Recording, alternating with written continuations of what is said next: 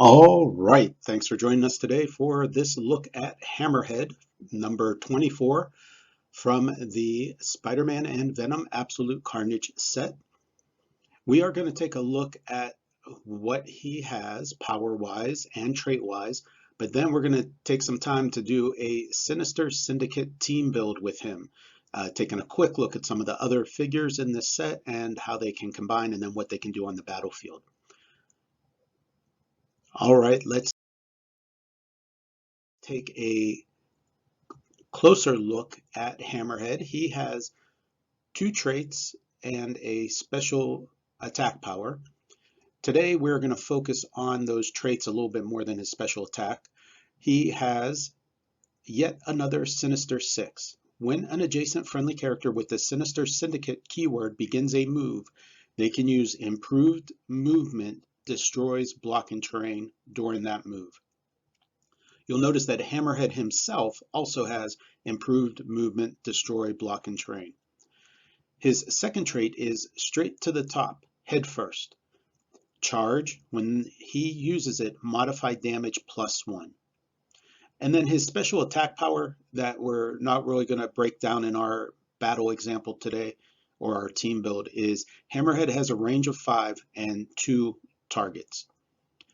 So that's pretty good. On his 70-point starting value, he has that special attack power for the first 3 clicks. If you play him at 30 points, he does not have that special attack power at all.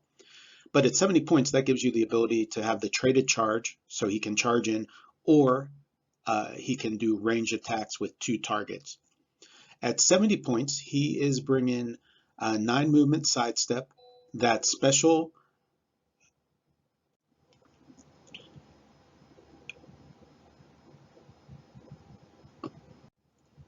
Now he also has the team ability Sinister Syndicate. So when this character makes an attack, you may replace its attack value with the printed attack value of an adjacent friendly character that can use this team ability. So even though he has the 10 attack value, he does have some figures that you can team him up with to bump up that value if needed.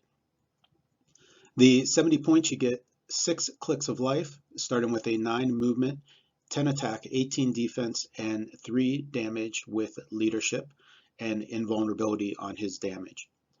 He has reducers throughout his dial, so top 3 clicks are the exact same power set.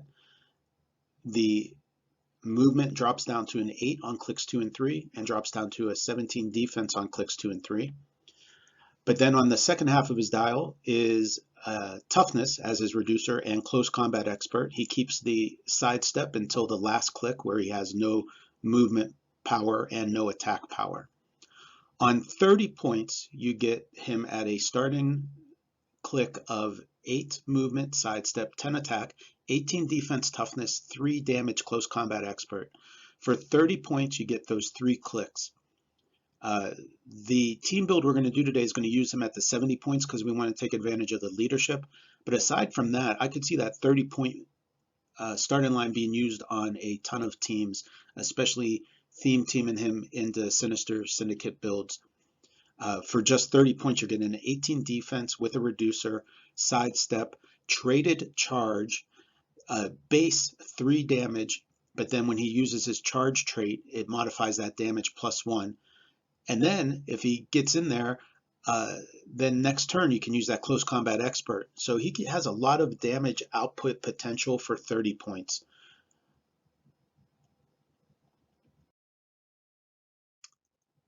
Okay, today though we're going to look at this team build. So a Sinister Syndicate team using 4 characters. We're going to use Bombshell number 9. She comes in at 40 points. Bombshell 25 comes in at 60 points. Molten Man number 34 coming in at 75 points. And then Hammerhead number 24 coming in at 70 points. On a standard 300-point build, that leaves you 55 points left to fill out however you want.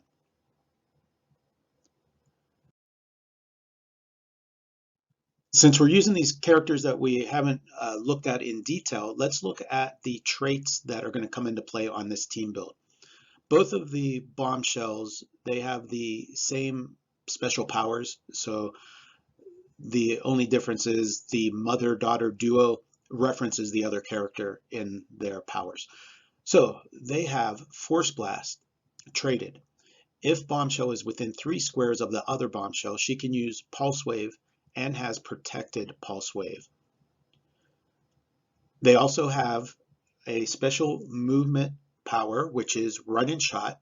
When Bombshells knocks back one or more characters after resolutions, she may move up to X squares, where X is the highest number of squares a character was knocked back during that action. What we're going to break down today is that Force Blast trait and Run and Shot. Force Blast Run and Shot is great. I've covered it in other videos, but just quickly, the Force Blast Run and Shot is great, but teamed up with Pulse Wave is where it becomes devastating. So the way that works is you're going to Run and Shot Pulse Wave. The traded Force Blast is going to be there. Your Pulse Wave shuts off the powers and abilities of your opponent. So that means that they are not going to have any of the powers that would usually stop knockback, and you are picking up knockback from that Force Blast. Their powers are still shut off while the knockback occurs, which means if you bang them into anything, their reducers are also, they can't be used during that pulse wave as it resolves.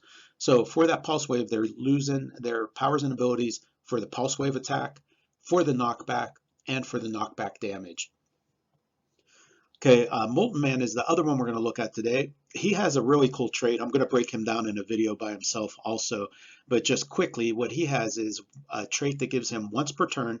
When Molten Man makes a range attack, after resolutions, you may generate a block and terrain marker adjacent to a target. Notice there, it's a target, not necessarily a hit.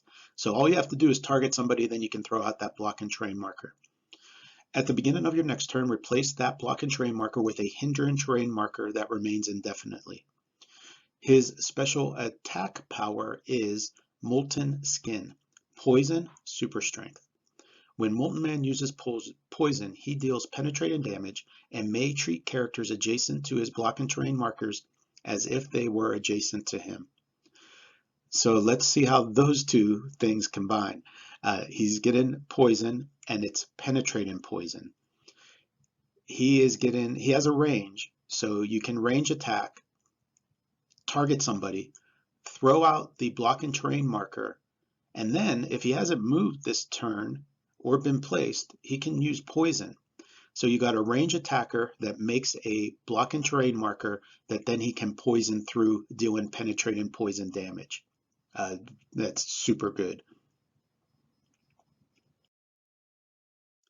All right, in this example, we have, as you can see on the map, the yellow circle is going to be the opponent.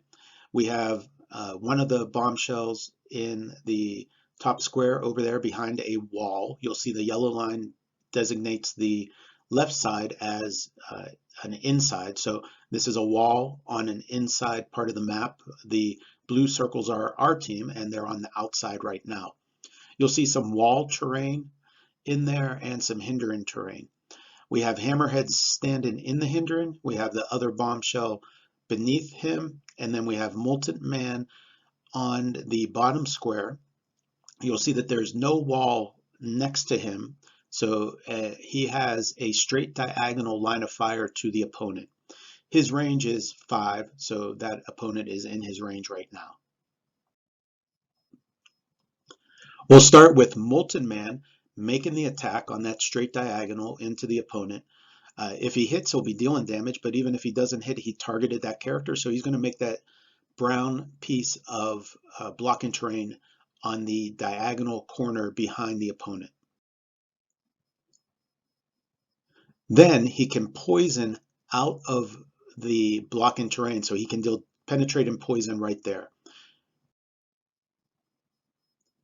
The bombshell has run and shot, and because she was next to Hammerhead, she can destroy the block and terrain as she moves through it. So she's going to run and shot straight through that wall, run and shot, pulse wave, force blast. So the red arrow shows the attack, and then that force blast knockback will be the pink arrow, knocking the opponent back into that block and terrain. Since the attack is not on a straight line of attack, that means the knockback goes on a diagonal. Then we're going to follow up with run and shot, pulse wave with the second bombshell. You'll notice the first one was within 3 squares of the other one. They don't need to have line of fire, so they just need to be within 3 squares of each other. As the first one run and shots in, she is going to go behind the 2 corners of the wall so that she can single target pulse wave. Now remember, they are going to be protected pulse wave when they're within those squares, so they can pulse wave next to each other, and since they have capital letter protected, that means they are not even being able to be targeted with the pulse wave, so it's a good way to get single target. So it's going to be another single target pulse wave. Red arrow is the attack, pink arrow is the knockback that would occur. Again, it's not a straight line of fire, so that character would be knocked back on the diagonal away from the attacker. From there, we're going to follow up with another attack. Hammerhead is going to sidestep out of that hindering, and then he's going to use his traded charge, picking up the additional damage. And he himself has improved movement, destroys block and train, so he can go right through that interior wall and do his charge into the opponent. All right, hopefully that gives you just an idea of how some of the Sinister Syndicate can work together. I like what I see so far. I'm going to try some builds with these guys, run them in some tournaments and see how that goes. But so far, I like what this set is bringing to the Sinister Syndicate team, and how they work with each other is pretty cool. All right, hopefully you enjoyed the video, and let me know in the comments below what you are going to do in your team builds, and then how it goes as you run these teams. What do you think of them? Check it out. If you dig what we do, go ahead and like and subscribe. Thanks for watching.